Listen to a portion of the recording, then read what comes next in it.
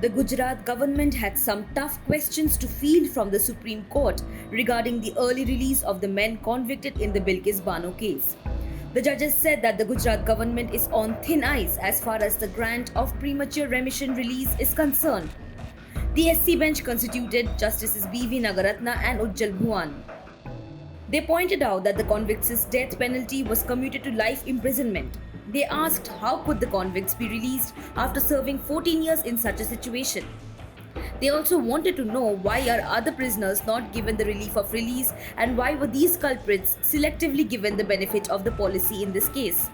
The court said, and I quote, "How far this rule, giving a chance to hardened criminals to reform by releasing them after 14 years, is being applied to other prisoners? Why is the policy being applied selectively? Opportunity to reform and reintegrate should be given to all. How far is this being implemented? Why are our prisoners overflowing? Give us data." The court also questioned on what basis the Jail Advisory Committee was formed for Bilkis convicts, ordering the state to provide details. It also asked why the opinion of the Godhra court was sought since the trial was not conducted there. The 11 men released on Independence Day last year were sentenced by a court in Maharashtra.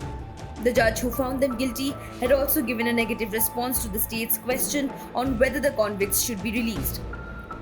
The hearing in the case was shifted from Gujarat to Maharashtra as it was felt that a fair trial would not be possible in a state which saw a flood of violence in 2002 following the death of 59 car sevaks in the burning of Sabarmati Express. On behalf of the Gujarat government, Additional Solicitor General S.V. Raju said that it was difficult to answer the court's queries in general.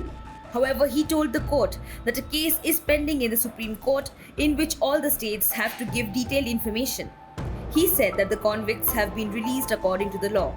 Since they were convicted in 2008, they had to be considered under the 1992 policy. Bilkis Bano, on the other hand, has contended that she was not notified about the convicts' release. Her petition will be heard on August 24th. Subscribe to One India channel and never miss an update.